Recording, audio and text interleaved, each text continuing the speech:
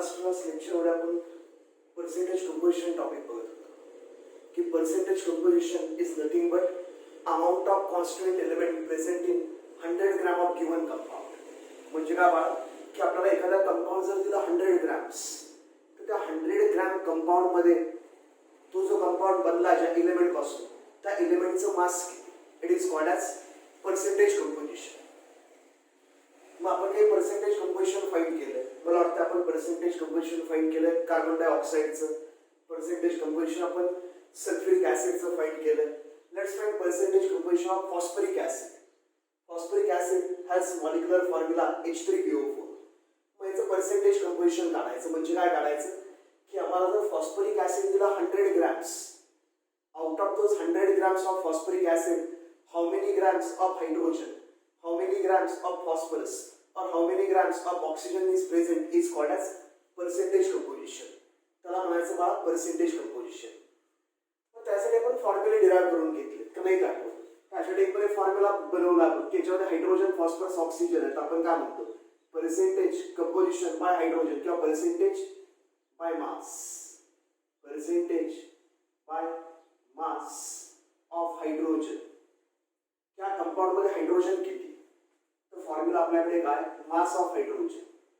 Mass of hydrogen in given compound divided by mass of compound divided by mass of sample. म्हणजे त्याला आम्ही compound mass of compound into 100. तर आपल्याकडे formula percentage composition काढायचं. Percentage by mass of phosphorus is equal to mass of phosphorus in given compound divided by mass of compound divided by mass of compound into 100. It is exactly similar. Percentage by mass of oxygen is equal to mass of oxygen in given sample divided by mass of sample divided by mass of compound into 100%. बस हे फॉर्म्युले आणि काढायचं कसं आपल्याला माहिती आहे. याचा आधी काय काढून घ्यायचं आपण मोलर मास. आणि त्यासाठी ह्या गोष्टी आपल्याला दिलेल्या असतील त्यांनी. Hydrogen is 1, phosphorus is 31 and oxygen is 60. हे दिलं. आपण मोलर मास फाइंड करूया. Molar mass of H3PO4. Molar mass of H3PO4 is equal to mass of 3 moles of hydrogen plus mass of 1 mole of phosphorus plus mass of 4 moles of oxygen, which is equal to 3 into 1 gram plus 31 grams plus 4 into 16 grams. Direct gram म्हणतोय मी का तर बाळा हे आता moles. हा molar mass आहे म्हणजे एका मोलचं मास. H3PO3 चा मी 1 मोल घेतला H3PO3 चा तर त्याच्यामध्ये काय 3 मोल हायड्रोजन 1 मोल फॉस्फरस 4 मोल ऑक्सिजन. पण मी डायरेक्ट ग्रॅम म्हणतो प्रत्येकाला.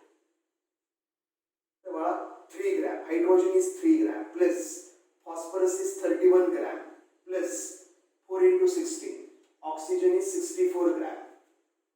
मी जर H3PO4 घेतला फॉस्फरिक ऍसिड घेतला 1 मोल दॅट इज 98 ग्रॅम्स. सगळ्यांची ऍडिशन केली तर आली किती आपल्याकडे 98 ग्रॅम्स. तर आम्हाला कळलं out of this 98 gram of phosphoric acid 3 gram is hydrogen, 31 gram is phosphorus and 64 gram is oxygen. आणि ओव्हरऑल कंपाऊंडचं मास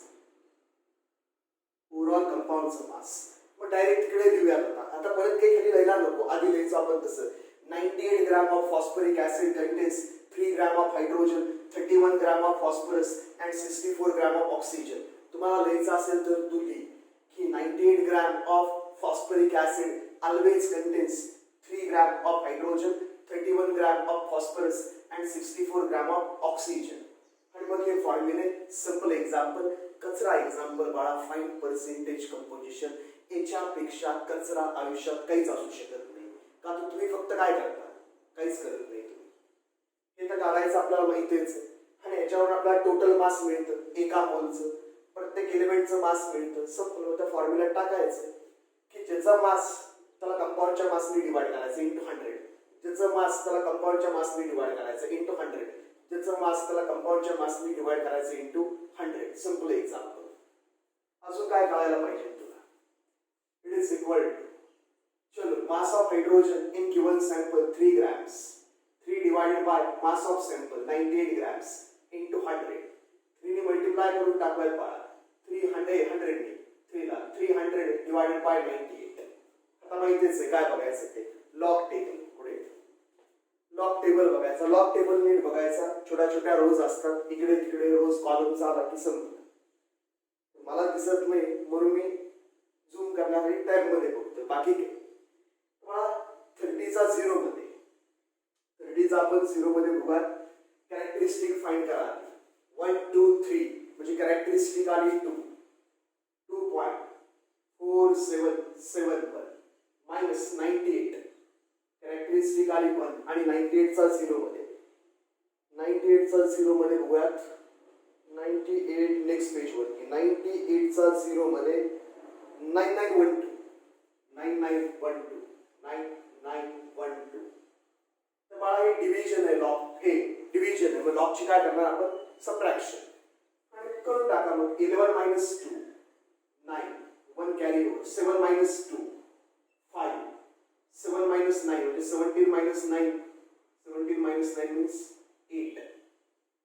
बरोबर. 17 minus 9 8. 14 minus 10, 14 minus 10 is 4.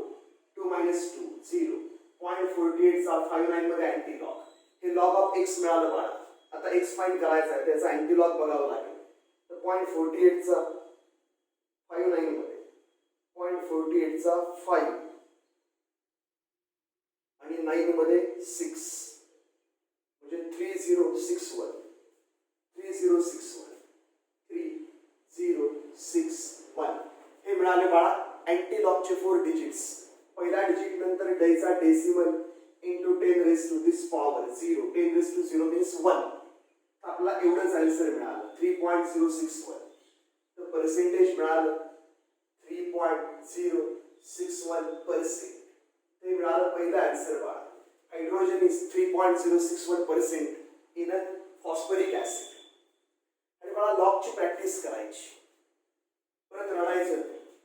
Logs आपण बघितलाय 5 लेक्चर मध्ये, एकदम बघितलंय, सिंपल बघितलंय की कॅल्क्युलेशन्स करायची कशी. तुम्ही काही स्वतःहून कॅल्क्युलेशन्स घ्यायचे मला नाही, कुठल्या पण नंबरची. आणि आपण जो लॉग शिकलाय तुम्ही प्रॅक्टिस करायची की आन्सर येतोय का कॅल्क्युलेटरवरती म्हणजे मोबाईलवरती चेक करायचं की आपलं कॅल्क्युलेशन बरोबर आलंय का. हे प्रॅक्टिस केलं तर तुला हे सुटेल. नाहीतर मी कॅल्क्युलेशन करणार लॉगनी आणि तू जर नुसता उतरून घेत असशील ना तर तुझ्यासारखा बिंडोक आणि तुझ्यासारखा आयुष्यात कमी मार्क मागणारा कोणीही सापडणार नाही 12th मध्ये.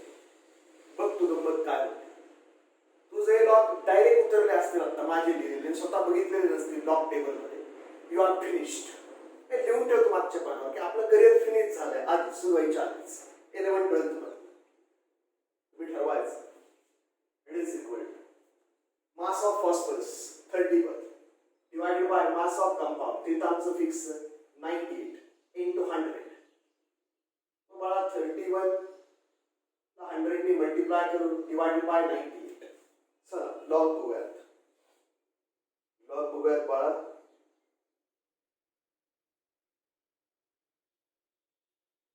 31 चा 0 मध्ये, 31 चा 0 मध्ये 4914, 31 चा 0 मध्ये 1 2 3 4 कॅरेक्टरिस्टिक आली 3, 3.31 चा 0 मध्ये 4914 मायनस 1.98 चा तर बघितला होता आपण 9912, 98 चा 9912, 98 चा 0 मध्ये 9912. चला सबट्रॅक्शन करूयात. डिव्हिजन आणि लॉगची subtraction. 4 minus 2, 2, 1 minus 1, 0, 9 minus 9, 0, 14 minus 9, 5, 14 minus 9, 5, 1 carry over, 3 minus 2, 1, 0.50 चा 02 मध्ये अँटी लॉग, 0.50 चा 02 मध्ये आता अँटी लॉग, 0.50 चा 0.50चा 0 मध्ये आणि मीन डिफरन्स बाळा 2 मध्ये काय 1 3163 आपला डिजिट मिळाले 3163 पहिला डिजिट नंतर द्यायचा decimal into 10 raise to this power 1 10 raise to 1 म्हणजे 10च 31.63% याचा आन्सर मिळाला आपल्याला 31.63% शेवटी कॅल्क्युलेटरने चेक करूया आणि काही चेक करायची गरज नाही तिघांच्या पर्सेंटेजची ऍडिशन जर आली almost equal to 99 approximately 100 99 point something किंवा कधी कधी एक्झॅक्ट 100 येते कधी कधी 100 पॉइंट समथिंग येते आपल्याला माहिती आहे सगळे काय masses of these elements if given compound is 100 gram एवढ्यामध्ये किती ग्रॅम प्रत्येक कंपाऊंड आहे ते तर माहितीच आहे हे काय काढतोय आपण पुढे आपण काढतोय की हा कंपाऊंड जर 100 ग्रॅम असता 100 ग्रॅम तर हायड्रोजन किती असतात 3.061 हा जर कंपाऊंड 100 ग्रॅम असता तर फॉस्फरस किती असता 31.63 आपण ते काढतो म्हणजे सगळ्यांचे आपण पर्सेंटेज काढले आणि ऍड केले ते जर 100 आले तर आपलं न्यूमरिकल एकदम काय करेक्टली सॉल्व्ह झालं पुढे बघा मास ऑफ ऑक्सिजन आम्ही काढले तिकडे 64 divided by mass of compound 98 into 100 percentage मध्ये येणार पुढे चला काढत मल्टिप्लाय करून घ्या 6400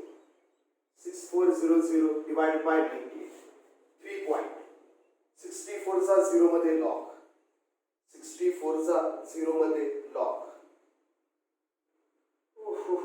64 चा 0 मध्ये 8062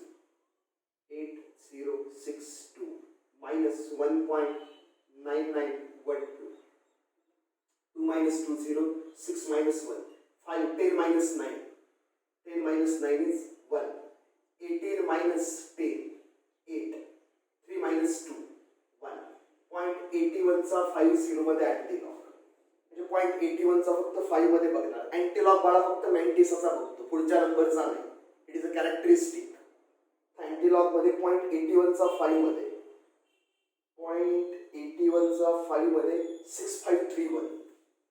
6531 पहिला डिजिट नंतर decimal into 10 raise to this characteristic 1 म्हणजे 10 ने मल्टिप्लाय करायचं 65.31 इट्स 65.31% 65.31%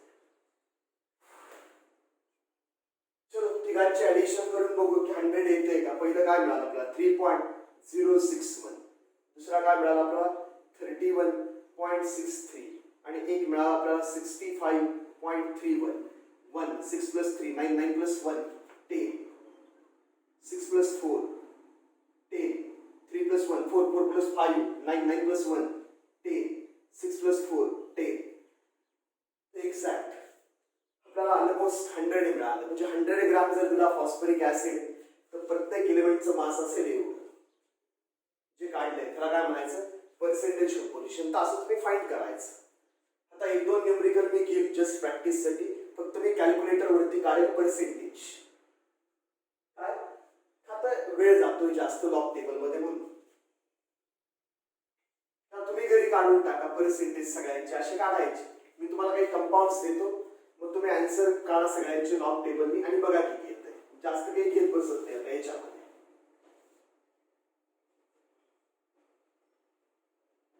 तुम्ही घरी काढा एक एक घेतो मी इकडे पहिलं बाळा दिलंय तुला अमोनिया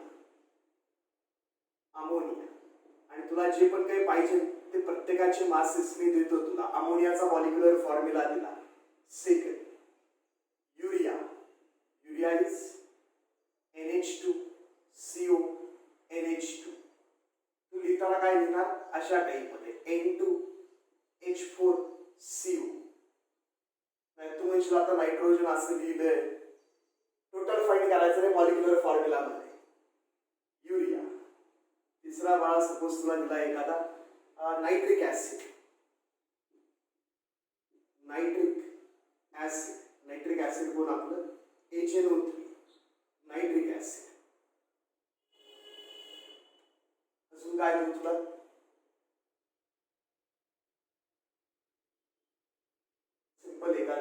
जास्त हे नको. ग्लुकोज आपलं ग्लुकोज घेऊन टाकेल. Glucose C6H12O6. पण झालं एवढे, जास्त नको, सिंपल आपल्याला माहिती आहे.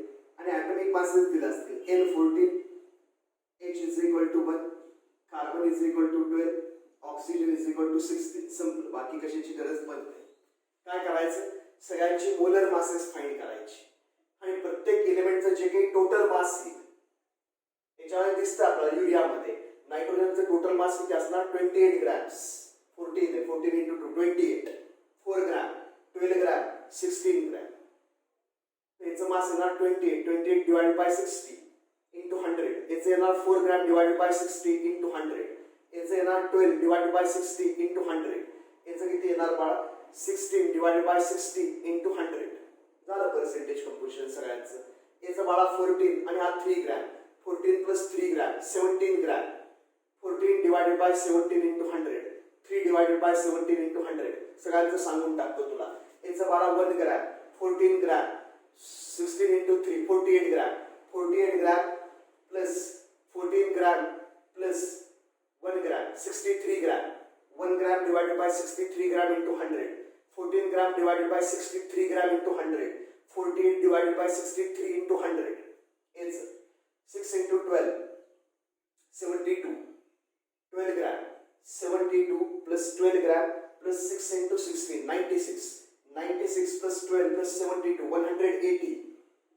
72 divided by 180 into 100.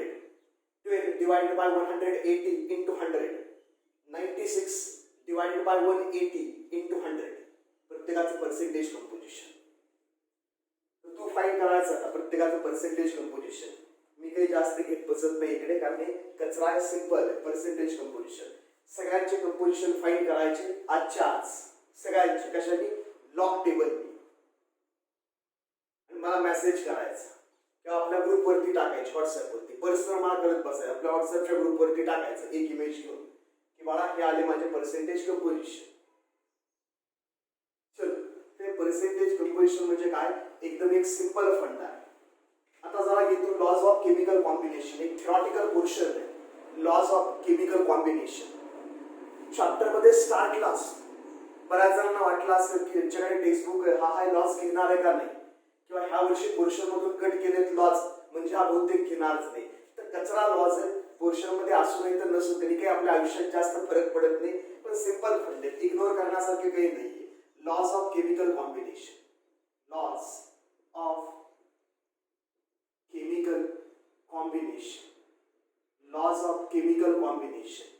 Chemical combination means process by which compounds are formed. म्हणजे केमिकल रिॲक्शन. केमिकल रिॲक्शन कशी होते एक्सपेरिमेंटवर. हे 18th सेंचुरी मध्ये लिहिलेले लॉज आहेत बाळा. 18th सेंचुरी की ज्यावेळेस इलेक्ट्रॉनची डिस्कवरी पण नव्हती झाली. इलेक्ट्रॉनचं मास, इलेक्ट्रॉन कुठे असतो, न्यूक्लियस काय असतं, हे सगळं 19th सेंचुरीचं सायन्स आहे बाळा. बिगिनिंग ऑफ 19th सेंचुरी मध्ये हे सगळं कळलंय की ॲटमच्या आतमध्ये इलेक्ट्रॉन असतो, तो रिव्हॉल्व करतो असा असा, न्यूक्लियसच्या बाहेर असतो. हे सगळं काय, it is a modern chemistry. हे काही जुनं नाही केमिस्ट्री म्हणजे. पण मला हे जे लॉज आहेत ज्यावेळेस केमिकल सिम्बॉल पण नव्हतं इलेमेंटचं कुठल्या, त्यावेळेस लिहिलेले हे सगळे लॉज आहेत. फक्त काय, हे एक्सपेरिमेंट करून करून त्यांनी मिळवलेले लॉज आहेत. आपल्याला तसं नाही करता येणार ना, म्हणून आपण आधी सगळा पोर्शन बघतो, केमिकल सिम्बॉल वरून कॅल्क्युलेशन कशी करायची, आणि मग आता हे लॉ प्रूव्ह करतो. सगळे आपण उलट करतो. त्यांनी रियालिटीमध्ये करून बघितलंय, एक्सपेरिमेंट करून. तर ते महत्वाचं नाही. सगळ्यात पहिला लॉ बाळा, लॉ कॉन्झर्वेशन ऑफ मास. सगळ्यात पहिला लॉ आपल्याकडे law of conservation. Law of conservation of मास, किंवा काही जण म्हणतात लॉ ऑफ मास कॉन्झर्वेशन, तसंही म्हणू शकता तुम्ही. Law of mass conservation. Mass conserve राहत आहे म्हणजे कॉन्स्टंट राहत आहे. कॉन्झर्व राहत आहे म्हणजे काय, कॉन्स्टंट राहत आहे. की बाबा अँटन लावायचे, त्यांनी एक्सपेरिमेंट करून बघितले. अँटन लावायचे सायंटिस्ट, त्यांनी एक्सपेरिमेंट करून बघितले. कंबशन रिॲक्शनची एक्सपेरिमेंट केले ते की एवढा कार्बन केला कंबस्ट केला तर त्याला काय कळलं बाळा की during chemical reaction total mass of the reactant is always equal to total mass of the products. त्याला ते कळलं की ज्यावेळेस एखादी केमिकल रिॲक्शन होते mass is neither created nor destroyed, की मास क्रिएट पण होत नाही कुठून आणि मास डिस्ट्रॉय पण करता येत नाही, हे त्याला कळलं. मग त्याच्यावर त्यांनी लॉ बनवला की law of conservation of mass. आणि हा लॉ काय सांगतो आपल्याला की ड्युरिंग केमिकल कॉम्बिनेशन लॉ आपल्याला सांगतो during chemical combination, that means during reaction, during chemical combination mass can neither be created nor destroyed. So एवढे एक स्टेटमेंट आहे की during chemical combination mass can neither be created nor destroyed. That means total mass of the reactant before reaction is equal to total mass of the product after reaction. म्हणजे त्याला काय कळलं बाबा, त्यांनी एखादा क्लोज कंटेनर घेतला. ते फार महत्वाचं आहे. मी कसला कंटेनर म्हणतोय? क्लोज. क्लोज जर नसेल बाळा तर आतमधले गॅसेस बाहेर निघून जातील, मास काय होईल? चेंज होईल.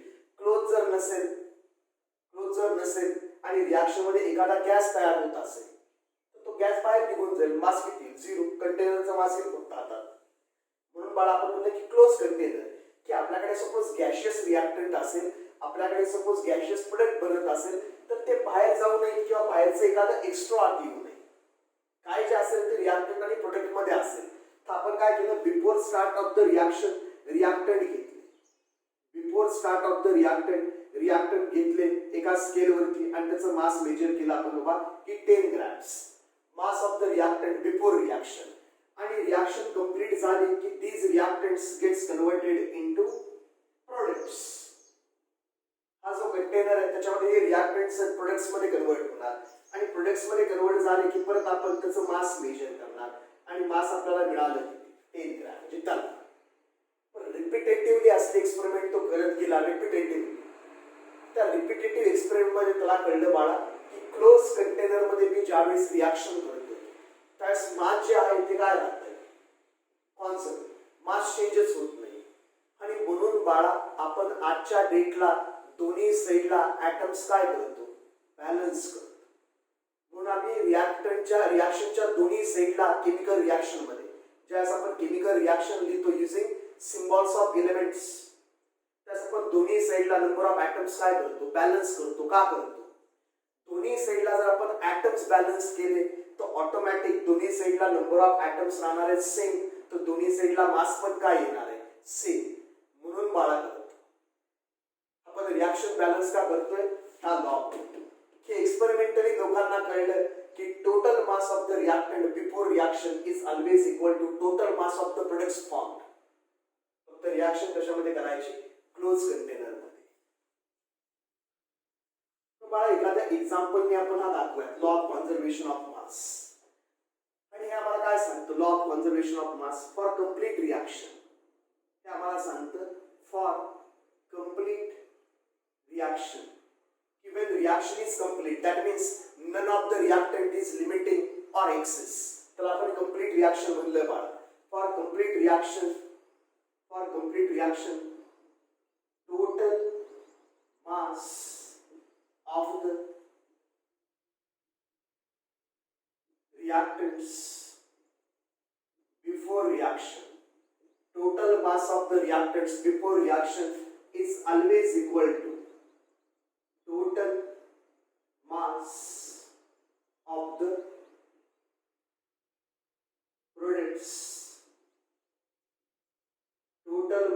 the products, after reaction. मग बघ फॉर एक्झाम्पल की सपोज माझ्याकडे रिॲक्शन चालू आहे कुणाची? कार्बनची. कुणाबरोबर? ऑक्सिजन बरोबर. O2 gas. ही रिॲक्शन चालू आहे आणि या रिॲक्शन मध्ये मी घेतला 12 ग्रॅम कार्बन.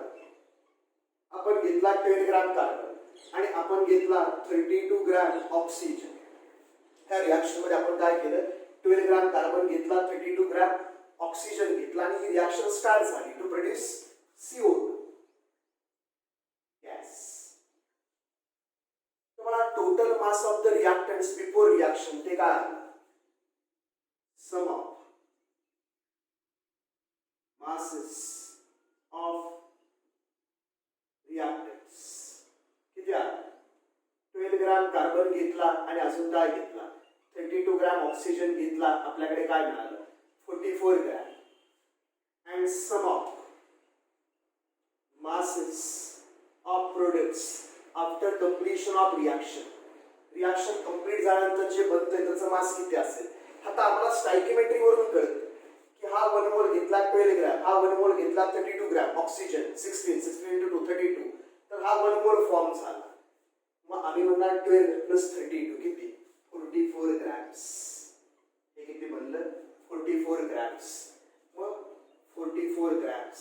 मग हे झालं लॉ ऑफ कन्झर्वेशन ऑफ मास.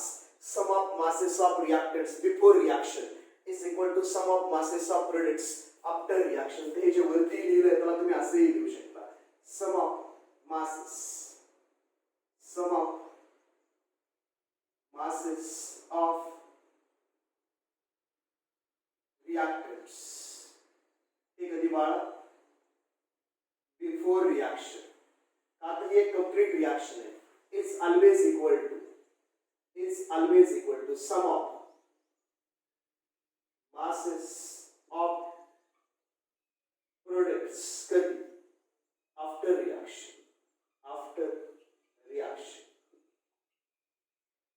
त्याला म्हणायचं law of conservation of mass.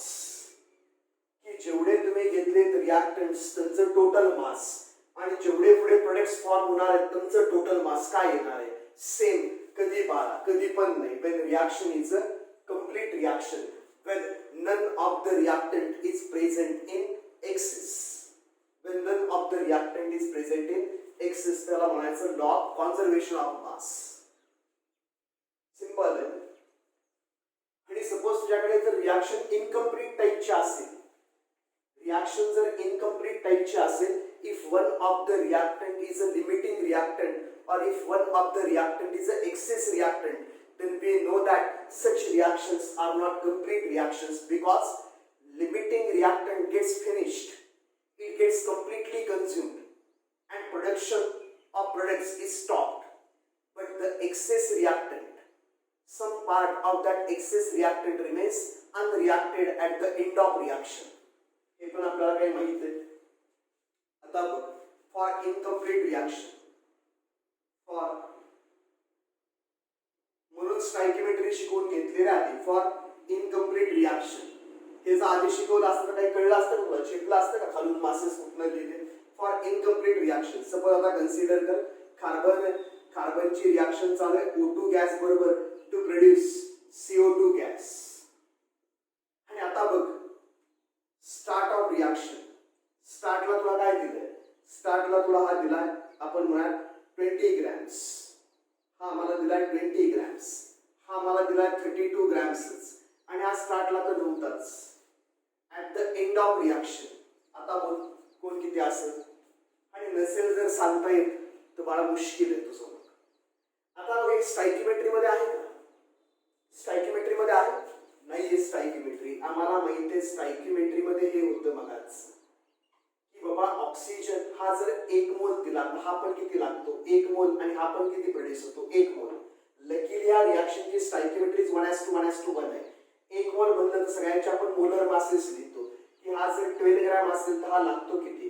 32 gram. तर CO2 किती प्रोड्यूस होतो? 44 ग्रॅम.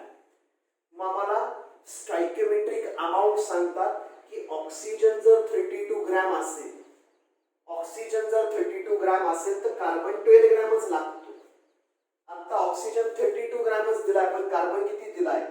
20 ग्रॅम. म्हणजे कार्बन कशामध्ये दिलाय बाळा? एक्सेस मध्ये. आणि ऑक्सिजन कशामध्ये दिलाय? लिमिटिंग मध्ये. हा लिमिटिंग रिॲक्टंट आहे, हा एक्सेस रिॲक्टंट आहे, हा संपणार आहे. 32 ग्रॅम कार्बन आहे, 32 ग्रॅम ऑक्सिजन आहे, 12 ग्रॅम कार्बन वरती पुढून संपून जाणार. आणि हा सगळा संपला की आपल्याकडे काय प्रोड्यूस होणार?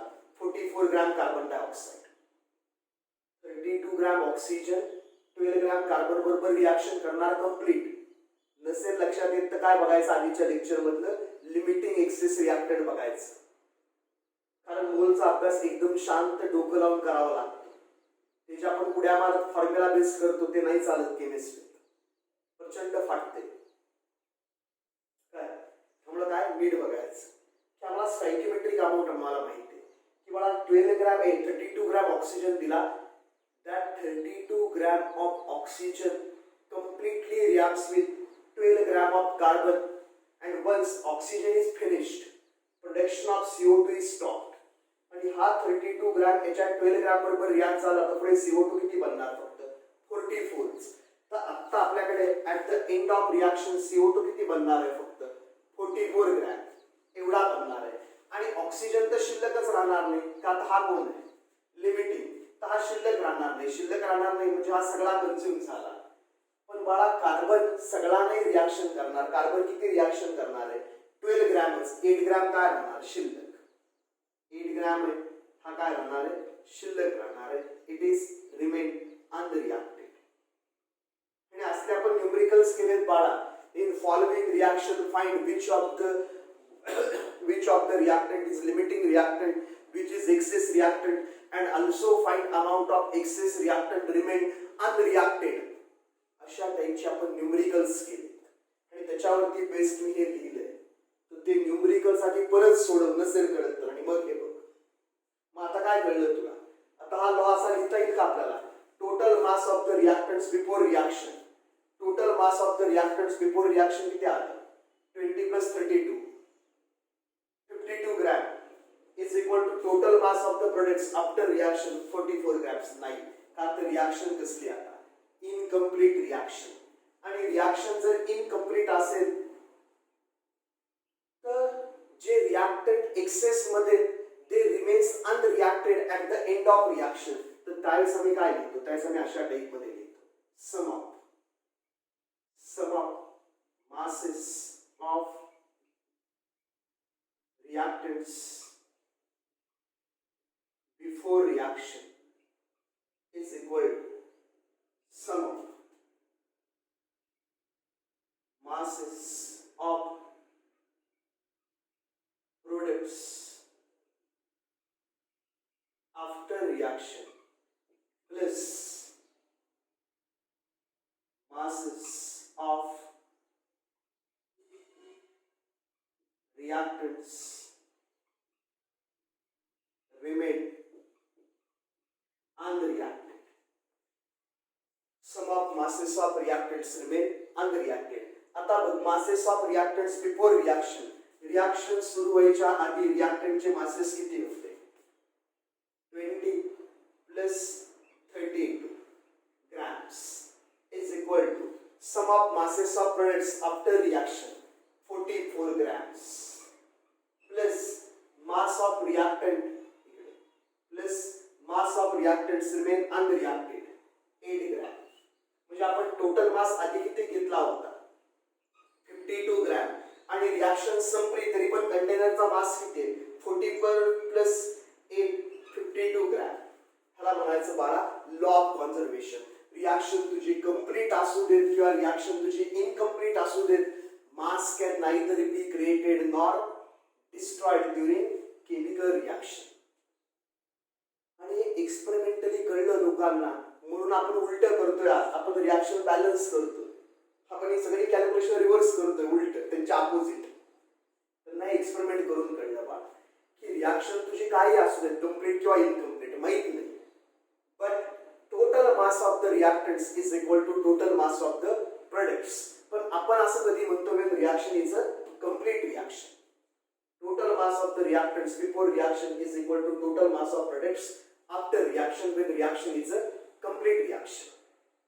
नाही तर काय म्हणतो आपण for incomplete reaction sum of masses of reactants किंवा आपण total mass of the reactants before reaction is equal to total mass of the products after reaction plus mass of excess reactant remain unreacted. आता तो शिल्लक राहणार आहे. त्याचा मास काय करायचं त्याचं पकडावं लागेल कारण तो घेतला होता. त्याला म्हणायचं बाळा लॉ ऑफ कन्झर्वेशन ऑफ मास. चलो पुढे पुढे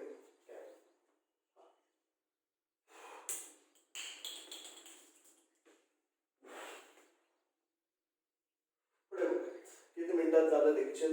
बघूया जरा चेक करू. 35 अजून एक लॉ बघूया. छोटा लॉ त्यामुळे काही जास्त वेळ नाही.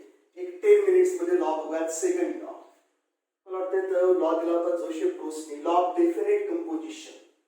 Law of definite composition or it is also known as law of definite composition, law of definite proportion, law of definite composition or law of definite proportion. Second law आपल्याकडे काय? Law of definite proportion. Law of definite proportion or composition.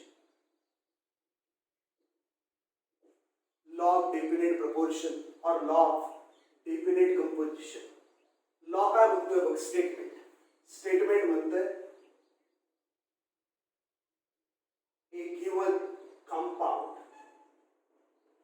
a given compound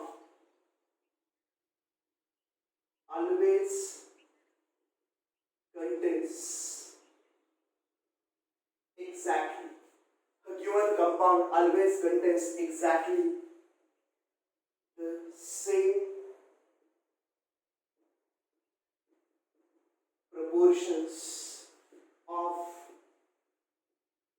elements by mass. A given compound always contains exactly the same proportions of elements by mass. किंवा आधीच्या textbook मध्ये असा लिहिला जायचा बघ हा लॉ. त्याच्यामध्ये म्हणायचे any pure compound. Any pure compound. Any pure compound हे जास्त चांगल्या टाइप मध्ये एक्सप्रेस केला होता लॉ. का तर हिने काय बोलले? Any pure compound. Compound pure पाहिजे ना. कंपाऊंड जर प्युअर असेल तर त्याच्यामध्ये कॉन्स्टंट एलिमेंट्स पण काय असतील? नेहमी तेच. कंपाऊंड जर इम्प्युअर असेल तर त्याच्यामध्ये थोडेसे इम्प्युरिटीचे ॲटम्स पण येतील ना. त्यामुळे आधीचा लॉ थोडा जास्त चांगला होता की any pure compound always contains. Any pure compound always contains same elements. Same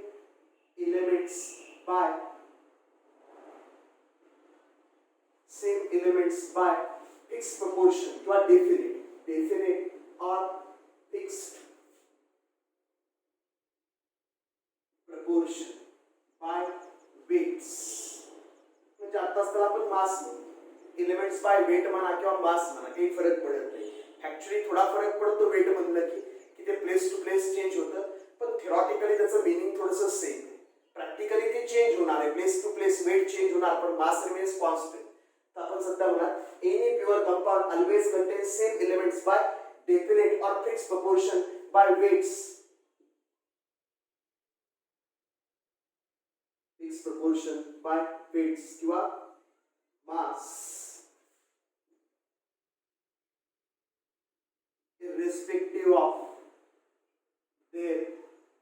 irrespective of their source or method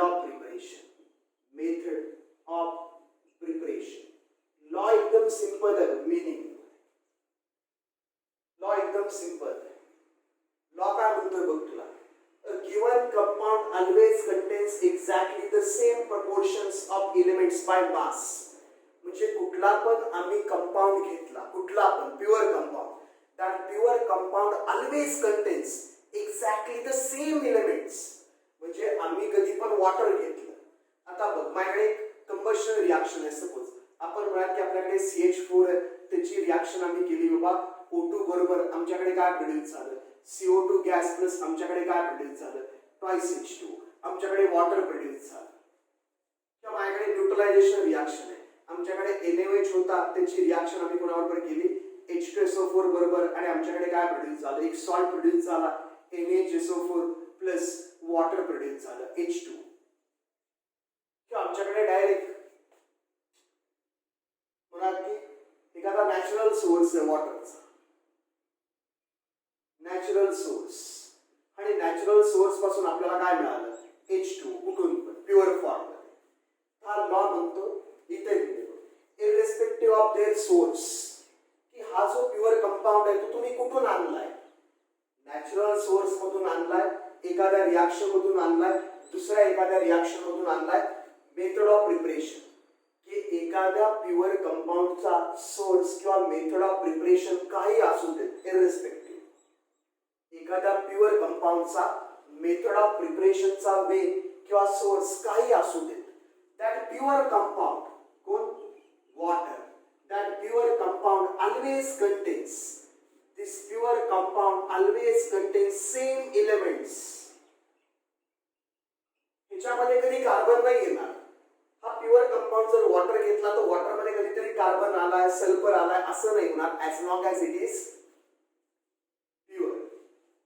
Any pure compound always contains same elements by fixed proportion by weight.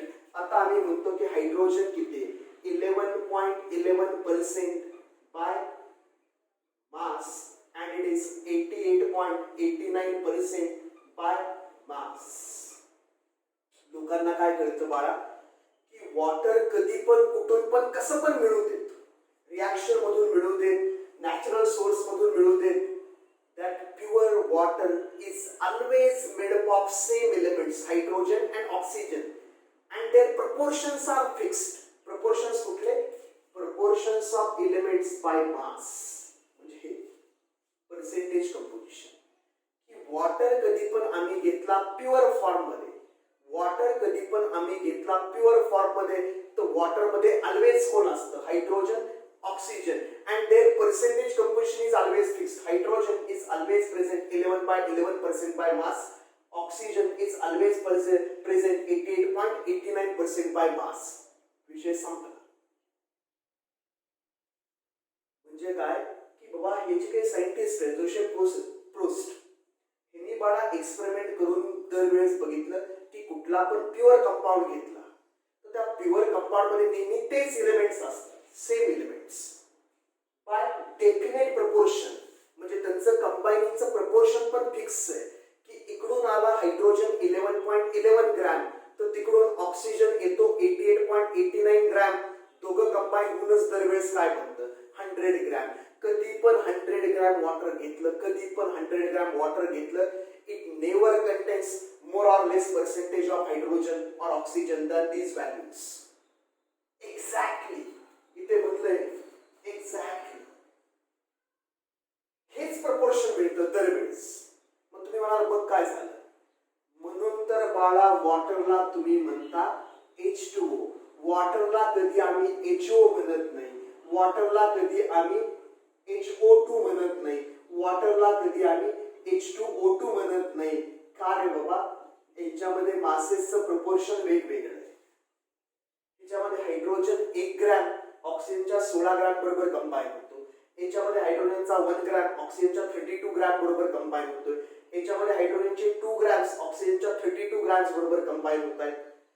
पण experiment सांगतो कधी पण आम्ही water घेतला 100 grams तर 100 gram water मध्ये hydrogen किती असतं? नेहमी 11.11. आणि 100 ग्रॅम वॉटर मध्ये नेहमी ऑक्सिजन किती असतो? 88.89. तुम्हाला मग काय झालं? मग काय झालं बघा. पर्सेंटेज कंपोजिशन तर तुला कळतं. पर्सेंटेज कंपोजिशन वरून तुला काय कळलं? पर्सेंटेज कंपोजिशन वरून ह्या एक्सपेरिमेंट वरून आम्हाला कळलं की कधी पण आम्ही घेतला 100 ग्रॅम वॉटर, फॉर्म्युला माहित नाही आम्हाला, कधी पण आम्ही 100 ग्रॅम वॉटर घेतला तर त्याच्यामध्ये नेहमी काय असतं? 11.11 ग्रॅम हायड्रोजन अँड अजून काय असतं? 88.89 ग्रॅम ऑक्सिजन. मग 100 ग्रॅम वॉटर मध्ये ह्या दोघांचे मोल्स किती असतात फाइंड करू आपण. मोल्स बघ कसे फाइंड करतो. Moles of hydrogen is equal to mass of hydrogen divided by molar mass of hydrogen. Mass of hydrogen किती? 11.11 आणि मोलर मास हायड्रोजनचं किती असतं माहितीच आहे आपल्याला. आता हायड्रोजनचे किती मोल्स आले? 11.11 मोल्स आले. ऑक्सिजनचे मोल्स बघ ॲटमचे. Mass of oxygen divided by molar mass of oxygen. Mass of oxygen किती आता वॉटर मध्ये? 88.89 डिवाइडेड बाय ऑक्सिजनचं मोलर मास किती? 16. नुसता ऑक्सिजन, O2 नाही बाळा, ऑक्सिजन 16. त्याला ग्रॅम लावला molar mass. 88 divided by 88.89 divided bye 16 किती आलं? 5.55. 0.555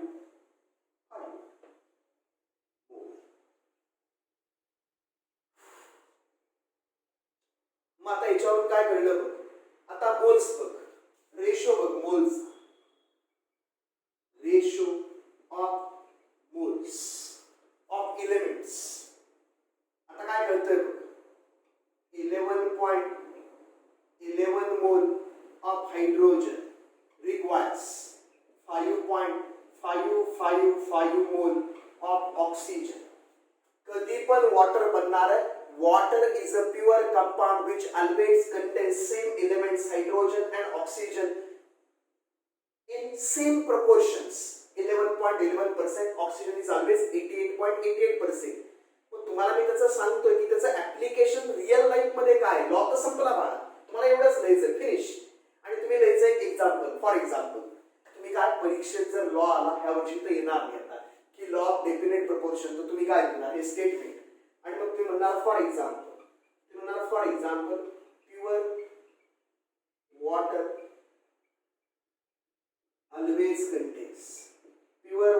always contains 11.11% by mass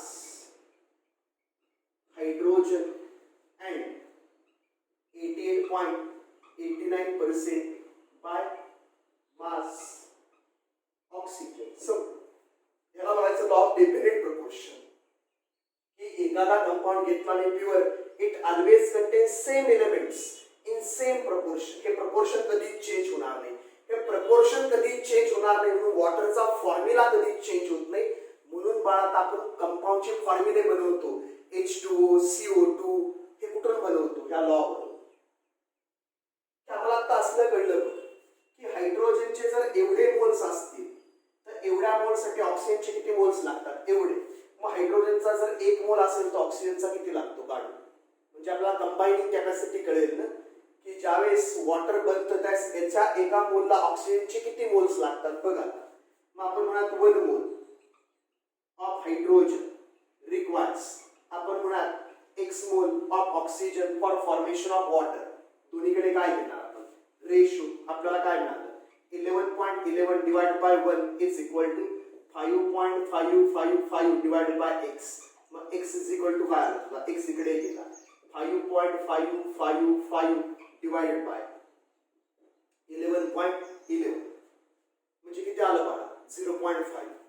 हे जर कॅल्क्युलेशन केलं तर आलं किती तुझं, 0.5. मग याच्यावरून आम्हाला काय कळलं, की ही जी प्रपोर्शन्स आहेत ही आम्हाला काय सांगतात, हे आम्हाला सांगतात 1 मोल ऑफ हायड्रोजन रिक्वायर्स 0.5 मोल ऑफ ऑक्सिजन. 2 ने मल्टिप्लाय कर दोन्हीकडे, 2 मोल ऑफ हायड्रोजन रिक्वायर्स 1 मोल ऑफ ऑक्सिजन. हायड्रोजनचे 2 मोल H2, ऑक्सिजनचा 1 मोल, म्हणून बाळा वॉटरचा फॉर्म्युला काय, H2. म्हणून वॉटरचा फॉर्म्युला H2. आता आपण उलट करतोय, काय करतोय, H2 वरून मास काढतो, 18 ग्रॅम्स. 18 ग्रॅम्स मध्ये 2 gram hydrogen, 2 divided by 18 into 100 percentage composition. Oxygen 18 gram water मध्ये 16 gram oxygen, 16 divided by 18 into 100 88.89% by oxygen. आपण आता सगळं रिव्हर्स करतोय, का आता आपण एक्सपेरिमेंट नाही करू शकत, कुठं मेजर करणार आपण. म्हणून बाळा हे लॉस मी नंतर घेतो, शेवटी घेतो मुद्दा, अजून शेवट आला नाही, खुश होऊन. तर मला हे असं काय सांगायचंय तुम्हाला, की लॉ ऑफ डेफिनेट कंपोजिशन आपल्याला सांगतो की मॉलिक्युलर फॉर्म्युले सगळ्यांचे फिक्स काय. वॉटरला मी कधी HO का लिहू शकत नाही, वॉटरला कधी जर मी म्हणलं HO, कुणाच्या वापस काय जातं, HO किंवा OH नाही लिहू शकत ना. HO लिहिलं तर कंबायनिंग कॅपॅसिटी चेंज झाली. HO 1 gram of hydrogen requires 16 gram of oxygen, HO. पण रियालिटी मध्ये तसं नाही. रियालिटी काय सांगते, 2 gram of hydrogen combines with 2 gram of hydrogen combines with 16 gram of oxygen. 1 gram of hydrogen combines with 8 gram of oxygen. कधीतरी तुम्ही म्हणला ना 9th 10th स्टँडर्ड मध्ये की वॉटर मध्ये काय असतं, 1 part of hydrogen combines with 8 part of oxygen. ते हे पार्ट 1 पार्ट 8 पार्ट काय, हे फॉर्म्युला सांगते H2. हायड्रोजन जर घेतला 2 ग्रॅम तर ऑक्सिजन किती लागतो 16 ग्रॅम. हायड्रोजन जर घेतला 1 ग्रॅम तर ऑक्सिजन किती लागतो 8 gram. 1 part of hydrogen combines with 8 part of oxygen. कधीतरी ऐकलं असेल हे ते जाऊ दे. हा लॉ काय सांगतो की आम्ही कधी पण कुठे पण कसा पण काय घेतला प्युअर कंपाऊंड गिवन कंपाऊंड म्हणजे pure always contains exactly same proportions of elements by mass. हे तुम्ही वॉटरचे एक्झाम्पल ला, तुम्ही CO2 चे एक्झाम्पल ला, तुम्ही H2SO4 चे एक्झाम्पल ला फक्त हे पर्सेंटेज बाळा काय करायचे पर्सेंटेज कंपोजिशन काढायचे लिहून टाकायचे. लॉस आला 2 मार्काला तर पर्सेंटेज कंपोजिशन काढायला वेळ नसतो ना म्हणून एखाद्याचं पाठ करून ठेवायचं बस. कार्बन डायऑक्साइड घेतला तर आपण कार्बन डायऑक्साइडचं काढले आपण काय म्हणणार pure carbon dioxide always contains 27.27% by mass of carbon and oxygen किती 100 मधले 27.27 मायनस करायचं 72 पॉइंट समथिंग काय येईल ते percentage bye mass of oxygen. तर 1-2 न्यूमेरिकल मधले आपण पर्सेंटेज कंपोजिशन काय करायचे पाठ आणि त्या लॉ मध्ये काय करायचे चिपकवायचे संपला. आता अजून 3 लॉज आहेत बघूया.